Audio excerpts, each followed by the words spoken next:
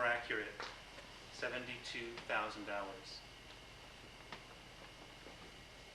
Do you have any idea how long that time is when each hour is an eternity? You think I might exaggerate, but picture this. Picture you have one daughter who's 10 years old, and she's the light of your life. And now picture the police calling you and telling you that your daughter is missing. No, not missing. Abducted. And now take that 1 hour and stretch it 72,000 hours. My name is Ludwig Koch. I live in Vienna, and over 8.5 years ago, my daughter Natasha was abducted. It was one of the most famous cases in Austria. She was on her way home from school, and a white van came alongside her and picked her up. That was over 8.5 years ago. Not an hour has gone by that I have not thought of her since. Each one of those hours I wondered, is she alive? If she is alive, what does she look like? Would she still remember me? If I were to see her on the street, would I recognize her? You might think that the first year was the hardest for me. But you'd be wrong. It's all the hardest. It never gets any easier. I still have her favorite plaything. A toy car. I remember giving it to her for her 10th birthday. God, she loved that car. Friends have since asked me, why don't you give away the car? Why don't you give away her toys? Why don't you, in well-meaning terms, move on with your life and get on with it? I can't do that. I can't imagine when I do find her and she asks me, Dad, do you still have my things? And me to say, no, I threw them away years ago. I didn't think you would ever need them again. I gave up hope on you. I gave up hope on myself.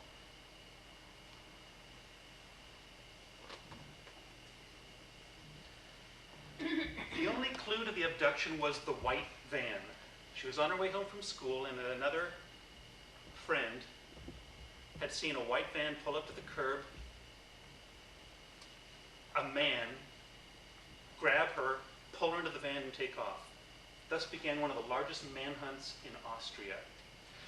They interviewed every single owner of a white van in Austria and also some in Hungary. They even interviewed Wolfgang Pricklobel, the man who abducted her. But of course the police let him go. After all, he lived in a beautiful house, on a beautiful street. His yard was well manicured. His mother came over every weekend and made him a nice home-cooked meal. He was a quiet man, polite. No trouble at all to the neighbors. Even his uncle, who lived next door, had no idea that he had spent over a year building a 15-foot, square-foot prison underneath his garage, which was not only soundproof, but actually had an electronic 2-foot by 2-foot door.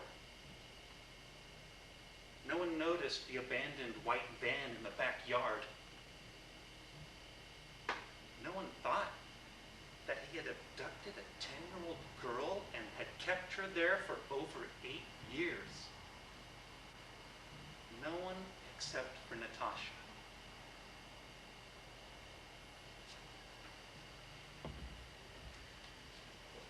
He told Natasha, the house is booby-trapped. If you try and leave, everything will explode. If someone comes and tries and finds you, everything will explode. I sleep with hand grenades under my pillow.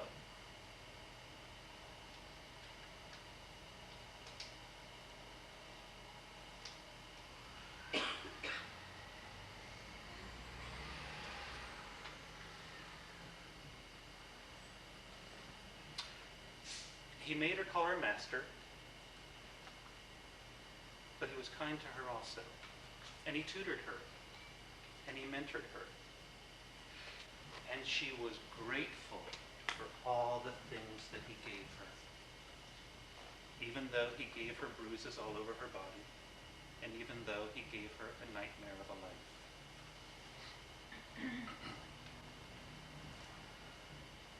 I got the call this morning. It was the police again. I hadn't heard from them in months. This time they called me to tell me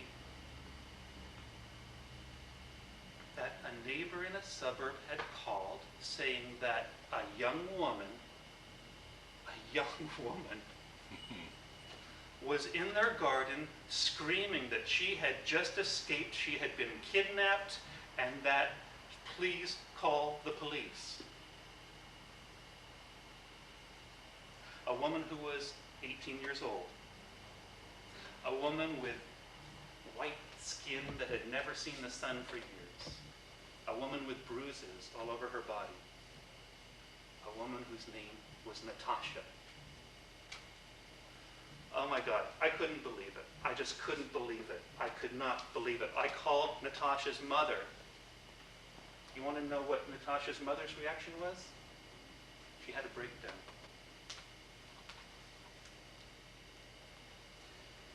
The police told us to meet them at a hotel and see if we could identify Natasha, to see if this was the same person. We were on our way to the hotel. We didn't speak much. I think it was because we were afraid that we might wake up from this all too common dream, only to find that she was still missing. But I had my thoughts. I was thinking, is this really Natasha? Would she recognize me? Would I recognize her? We went to the lobby, and then the police led us to her door.